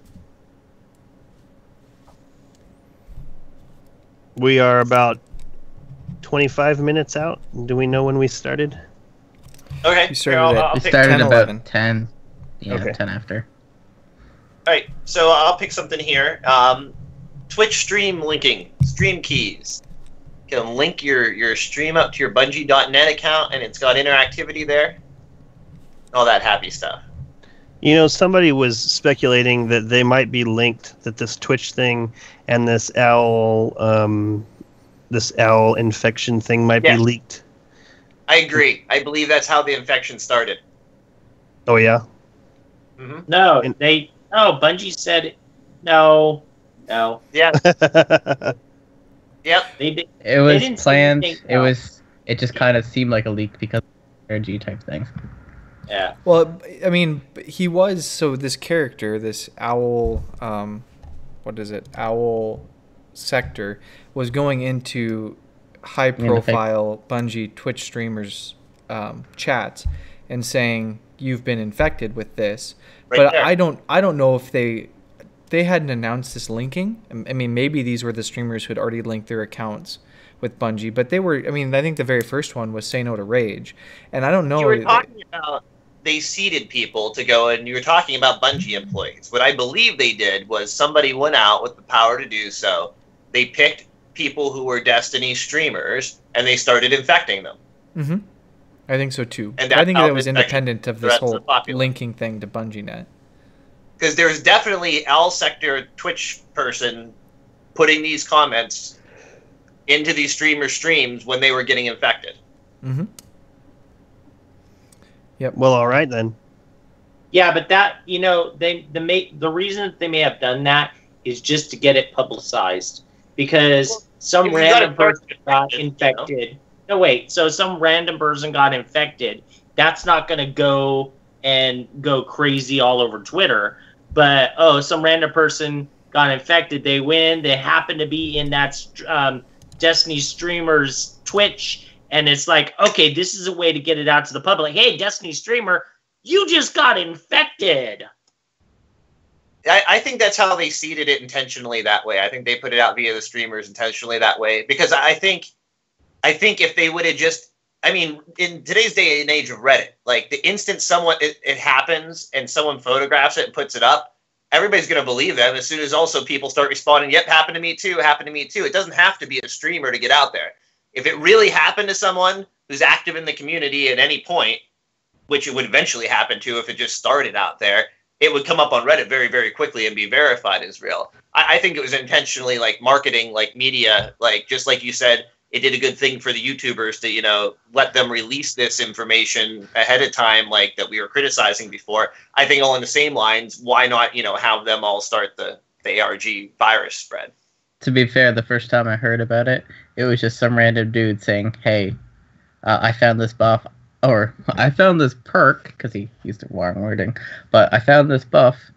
I think it might have been an accident, or an accidental one from Rise of Iron, because it makes no sense to him. And turns out it was an intentional one from Rise of Iron. All the oldest instances I could find posted about were streamers. I'll see how far back mine go. I was curious. I started trying to poke around, but then I got lost. I wanted to know where it started. That was my first question is, where did this start? Who's patient the zero? best that I could find on That's patient what I zero want to know. was Say No to exactly Rage. what popped into my head. Right. You know what's funny is my 8-year-old asked the same thing, basically. Like we were in the tower, and he's like, oh, man, what's wrong with that Guardian? And I said, oh, you know, they got this buff that spreads through the Crucible. And he said, who was the first person to get it and how? And I think that's a really smart question. First thing I thought, too. When it started, yeah. You know, I wanted to say I did have one more thing to bring up about private matches. And I wish I could remember who asked this because it was a really good question. But somebody was asking about the cooldown of the Crucible matches in between the winning nail in the coffin and the actual end of the game. And in private matches, like the second that that whatever variable is waiting to be hit, the very second that it's hit, it just goes right to the next screen. There is no 5 seconds in between you lost or you won. It just cuts right to the screen. And I feel like this has to be on purpose, because why wouldn't they keep it the same way as they have it in regular Crucible? So if anybody here has any comments on that. I know that this was something that we discussed, and we had a very interesting conversation around it, and I wish I could remember who it was that said something. Rose didn't like getting supered and stuff. Is that who it was after? He was one of the people that I remember really brought it up. It really bothered her, and she might have been the one that tweeted you, if I remember right. That sounds good. Yeah, I remember that now. Yeah, that's very interesting. I find it interesting that they're not doing it. Like I said, I haven't done any private matches against other people, so I haven't noticed that. But that is a very interesting point. Why aren't they doing it? But again, when we discussed this originally, we said that maybe the reason they are leaving it in there is so that people can go and do teabagging and whatever they want to do to piss you off, to make you want to come back and beat them down again next match. So maybe that's kind of proving it, especially since a private match, you guys are all talking anyways. So, like, whether you like it or not, that whole thing's a fundamental part of like competitive shooters. Like, whether you like it or not, like the teabagging. Is it just me, or is everybody freezing up? No, that's just you. Just you. I'm hearing Agrios. You know what? Next time somebody does that, though, next time you ask that, Sharks, we should all just go like this. That's what I thought too. If anybody ever asks that, everybody just freeze in place. Right. Take a pose. It's gonna lead to the longest of silences. Like, people are gonna be like, "Okay, am I being punked here or what?" But yeah, it just seemed really interesting to me that they didn't keep that countdown in there. And with that, we should move on, unless we weren't done talking about the previous topic. Agrios, where were we on that? We were talking about the linking of the Twitch streams now. I mean, if anybody else had anything to say specifically about that, we kind of went off back into the ARG because that's what's, super interesting right now. But there's the whole Twitch stream linking thing. And then after that, there's a bunch of known bugs that I was going to bring up. Like, there's a number of things you might find not quite working right this week. It seems like the most recent update broke as many things as it fixed. There's a number of things like the Chroma Grimoire card's not available for some people right now. The Stag Exotic Warlock helmet can't be pulled from the blueprints right now. So there's a whole number of like little oddball things like this. So if something's going weird for you, you might want to check the list of like known bugs that they have right now, because there are quite a few. Well, Gotcha. and there's bugs that they didn't even list. For instance, at the beginning, prior to Tuesday, was it prior to Tuesday? Yeah, they were. You couldn't get. No, it wasn't. Maybe it was even after Tuesday. Maybe it was prior to this new infection. But you couldn't go into a weekly and get your marks. I did untold amount of weeklies, and I wasn't getting my marks. And there wasn't a list anywhere. I tweeted out to Deej and Cosmo and everybody I know, and Bungie Help and everything else, just to kind of give a heads up, because it wasn't being posted anywhere. And even in the update, they didn't talk about that. But it has been fixed, or at least I noticed it got fixed on my end, because I went in and I tried a couple weeklies today, seeing if I could get a second infection, and I was getting my marks. So now, they did say they are fixing a few things already. Hot fixes are going to be coming in before Rise of Iron to fix the film grain issues that have been deployed, been introduced in Update 2.4. And there's some issues impacting revive timers. Quest tracking on some vendors, the Cosmodrome and Mars, and volume issues impacting some of Lord Shax's lines in the Crucible. So fixes are coming in for those couple issues, but as far as the other things go, no word on that yet.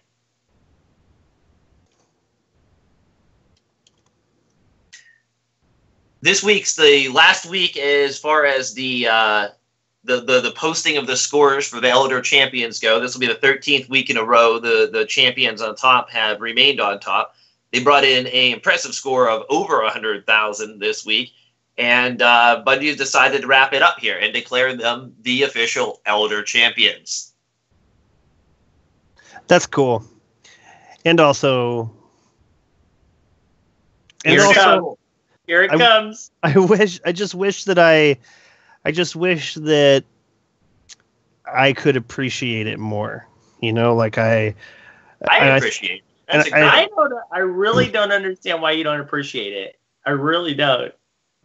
It just seems like such a waste of time. Like, there's a lot of things that I want to do in the game of Destiny, and trying to squeeze out every last point in the Prison of Elders. Well, everybody knows who they are. They became legend. How's your squeeze? How's your legend becoming? I don't know. Are they really legend? I wouldn't. The only thing that I can remember any of them is Battlefront and Red Sox. Oh, that's very specific. To be fair, as soon as they stop posting it, are you still gonna remember who they are? Right. I reported on it every week now for like 13 weeks. So it's pretty ingrained. Okay, so I'm gonna play devil's advocate. I'm gonna agree with Agrios. This would be just like saying, "Ooh, is anybody gonna remember who was world first in Vault Glass and Crota and all that stuff?" I mean, that's come on. No. They remember. They remember until the next one. Right. And we all as humans have short memories. Who's world first Crota's End? I think that it's been pretty badass. That they have been able to go out there and do it. Yeah, Especially, I think from my point of view, I honestly believe that Remy wouldn't be so about it if they hadn't have had all the issues they did with the point system at the beginning. Am I right? That's a really good point. I didn't even think about that, because there was this rampant, like, I hate to say cheesing. Okay, I don't want to say cheating because I don't feel like it's cheating, but cheesing definitely works. For sure, super cheesing. But you know what? You could have just hit that right on the head, Sharks. Like, the reason I don't care could definitely, absolutely be connected to the fact that in the beginning, the score only was up for people who spent 8 hours in there, and that was way out of my interest in doing it. Bungie failed to address that. They kept posting it, and they just never really said anything about it, like, while it was going on. Now, at the end, they did make kind of a joking comment about people doing things right or something like that, but like while it was going on, they didn't really address it. Right. Almost supported it. Sharks, I'm just curious, who was world first in Crozan? In Crotas, I didn't say that. I remember I said it was Invigorate, wasn't it? Sure. I remember because they reported one, and then it turned out another team beat them by 26 seconds or something like that, but it wasn't live streamed. There's that controversy over which team really did it first. I can't even remember now. I didn't remember the controversy, actually. Yeah. So I don't know. It probably would mean more to me if it was something that I was trying to do, but like I said, there's just so much. It's kind of like world championships of PvP, like that actually might be fun to watch, but I know that I'm not any world champion player. Like my. What's that? You're bringing up a point. Maybe we should move on to this. Who here watched the MLG? Oh, come on! I didn't watch it either. I had to work. I think it's Sharks did. No, I was preoccupied when it happened. I haven't had a chance to go back and watch any recordings of it. Jez, did you see it? Yeah. Organized sports don't matter, or not matter. Organized sports don't matter to me, and I find that watching someone play Crucible is much the same. Okay, no, I have to agree with you there. I actually really do. I have in the last couple years, I've really watched more and more of MLG. Just because I'm curious, because of the skill level that some of these people have, whether it be Halo, Call of Duty, or in this case Destiny. But it is something that is it's niche-y to watch. You have to really love it in order to sit there and watch somebody else jerk around the screen and shoot people. It was actually part of the reason I wanted to see if any of you, any other of you watched it, or maybe people in the chat, if they watched it, if they had the same impression. I have watched other MLG online, and I didn't notice it being as jerky as it was watching Destiny. These particular Destiny players play their Crucible. I mean, it was literally. I mean, if you're looking at YouTube right now, you'll see it was like this. And I don't know how to describe that. It felt very, very jerky back and forth as they're moving around. And I don't play that way. And so maybe it's just a different style, but I couldn't sit there and watch a whole tournament like that every week. I don't know. It was really off-putting to me. Yeah, generally a high-level play, like they're just snapping right to where they need to look rather than a slow cascade. Right. Well, and I did learn some interesting stuff. I mean, one of the people, and I can't remember who it was, or even which team, A or B team, but one of them was running a Blade Dancer, and his movement the entire time was slide. He didn't do anything but slide. That was the fastest way to move and get to where he wanted to be. It was interesting, and that's I mean, weird. I think having MLG and having this come out there, it may help. It may help Destiny in some ways. So I look forward to watching it expand. But if the rest of you haven't watched it, it's kind of sad. I tried to play around with the Blade Dancer perk and the knee guards Mm-hmm. to see how well it worked, but I still found my lateral movement blink was faster. Right. Interesting. Yeah, I will. I'd be interested to hear. Go ahead, Remy. I will probably go back and watch it. I am interested in it. Part of me, I had just hit that lull, and I wasn't interested in watching anything Destiny. Partially, I got a bunch of kids. Partially, I didn't want any spoilers. I didn't want to know what was going on, and so I guess I could have watched that. I suppose there wasn't too many spoilers there. Lame on me. What were you gonna say, Agrios? Something Crucible related, I'd be interested to hear from Sharks and Gray. What do you think of the new reward pool now that they've removed generic legendary engrams from the reward pool and it just rewards like Crucible specific weapons and such instead? Are you happier with the turnouts? Have you gotten anything good? I'll go first. I haven't gotten anything. So yeah, my drops haven't improved, but it's a fairly small sample size. It can only improve, right, if they took out some of those other items from the loot pool. So I don't know. What'd you get, Sharks?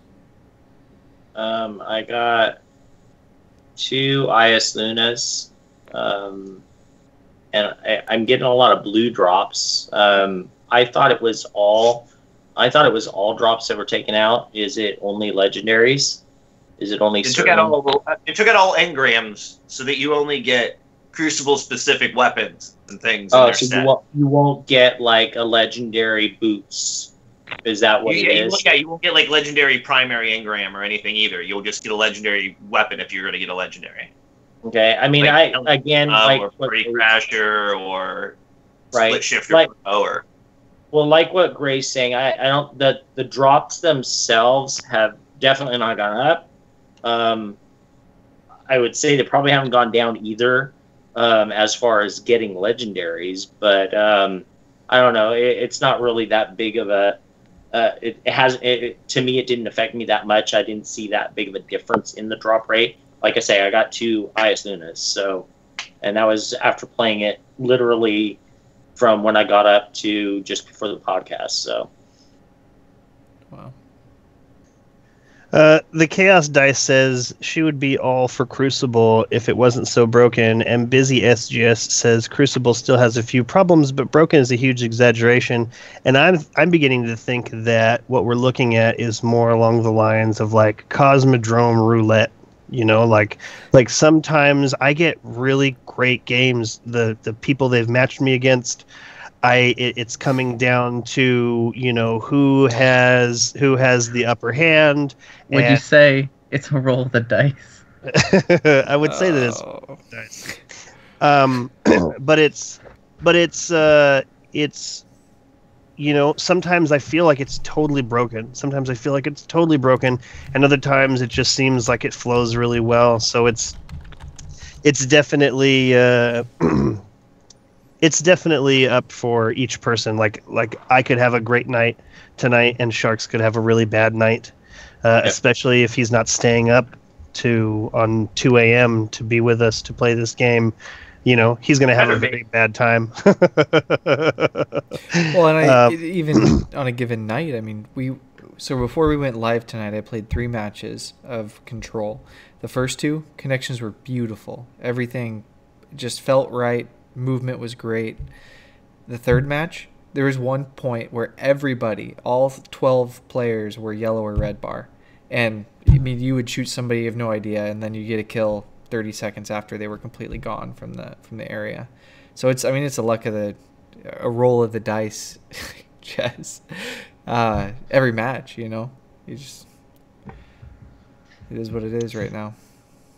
Okay, we got 8 minutes. What else you got for us, Agros? Not much. I want to mention the movie of the week and honorable mentions this week. The movie of the week was Rise Up Crucible Rap by Bones, featuring Dubba and, or I don't know how he says that actually. Duba. And, Duba. Duba, right. It's like a tuba with a D. Daddy Snaps. Honorable mentions go to Gone, a montage, The Life Exotic, a moving photo album, We Were Here, and a percussion ensemble. The We Were Here is a raid cinematic. I, unfortunately, rarely, I try to make sure I see all these, did not have a chance to view them this week. So any of you guys who had a chance to view the movies this week, go ahead and have your say. Definitely, the winner definitely earned it. The Rise was definitely really good. It was very, very straightforward, very talented. But where we were here, like that was, I thought that was going to win until that Rise showed up, because it was just so.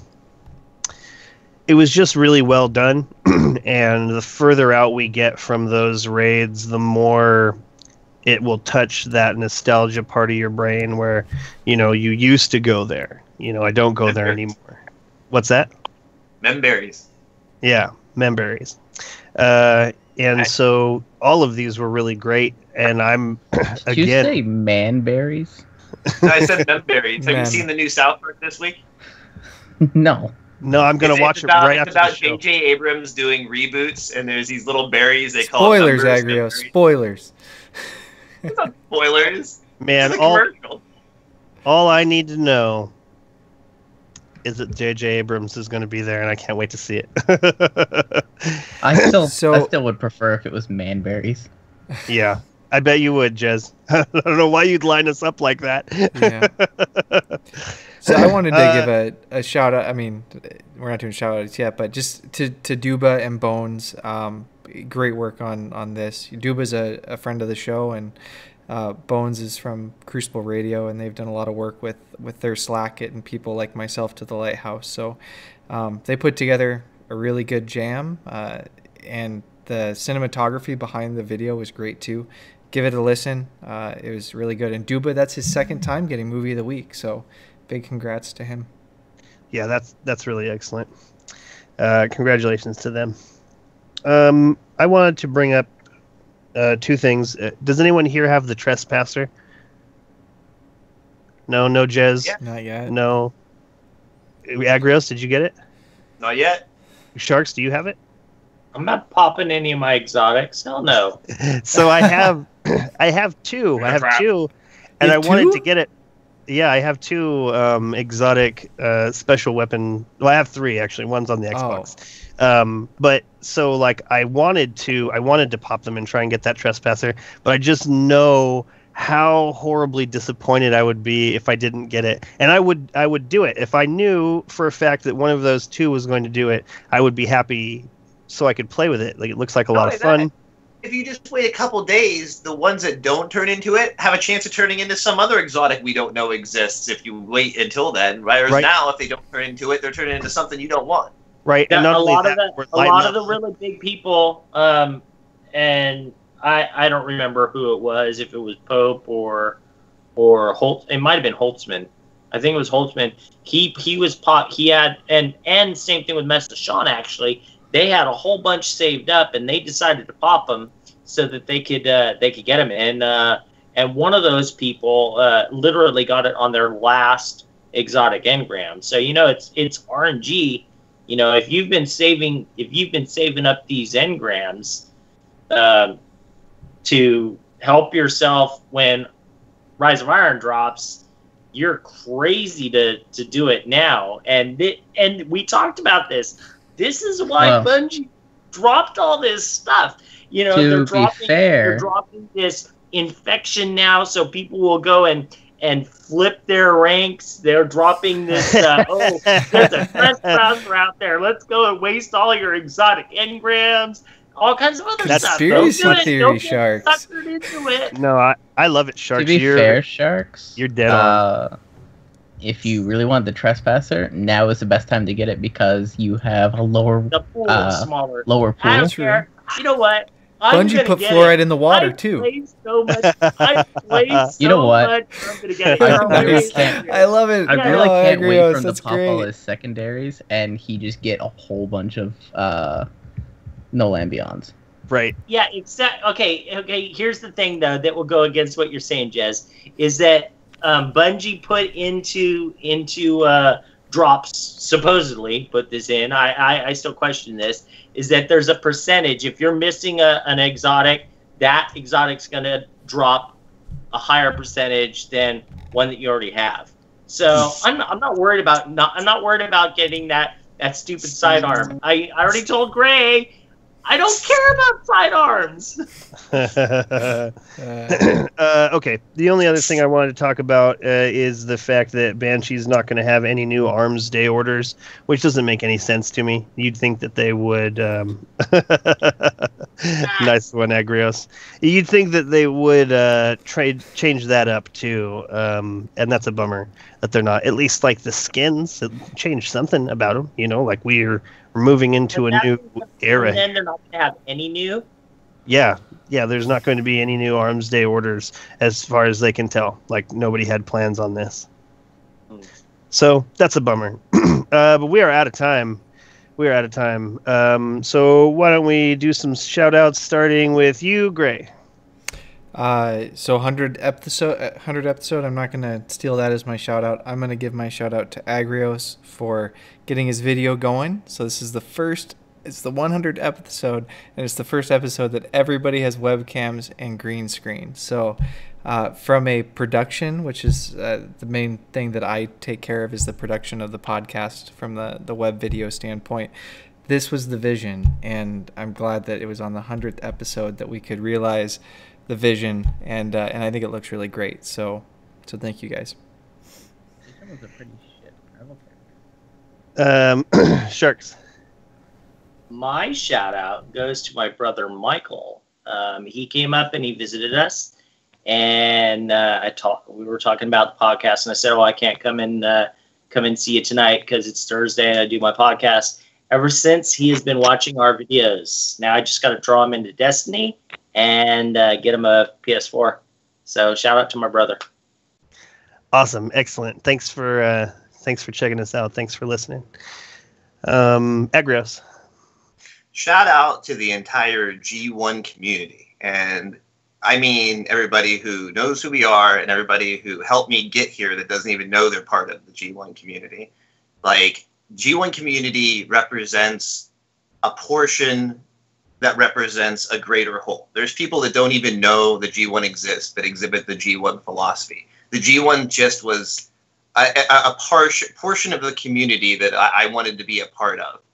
And shout out to everyone who's currently part of it and helped me find my way here. All the people all the spinfoil hatists and everything on Destiny, on the Reddit, investigating everything leading up to where we are now and everything. Just thanks to everybody. Freaking awesome ride. That's nice, Agrios. I like that a lot. Jez. So I feel compelled that this week my shout out is to Yolder looking badass in the trailer. I like it. That's all. Good job, Jez. Okay, my shout out is to senior engineer Michael Williams. A long time ago, I was watching people make videos about Destiny, and because I had played it in January of 2013, I wasn't allowed to talk about it, and I was afraid to say anything about it at all because I didn't want to share what I had known. I was under NDA. I still can't talk about what I know, but there came a point where Bungie was releasing information that I could talk about, and so I wanted to start talking about this. And it was in one of the Bungie weekly updates where he was quoted as saying that he loved to see all the speculation about what everybody was thinking, what Destiny was going to be like. And so this really, there was that moment where I just said, you know what, I'm going to do this. There's people at Bungie who really enjoy seeing what people think is going to happen, or, making all of this content. And that's that's the pinpoint that started everything that I've done so far in this community. And so this 100th episode, I want to thank him. Thank you very much, Michael Williams, for just those few words. Just those few words really, they really made me feel like I should be doing this. And that's what led to this. And I'm just so excited to be here. I'm so excited to be doing this podcast. And I don't know, we got a long time. We got a long way. The Traveler hasn't even moved yet. Like, who even knows, what's up with the speaker? I want to get behind that round door. Where's my vault space? All of these things. Michael Williams, you did this. So that's it. That wraps up episode 100. I would like to thank everyone listening for tuning in. I hope you enjoyed the show. If you have any questions or suggestions for topics to be discussed on the show, please leave them in the comments below or send them to feedback@guardian1.net, and we will see you next week.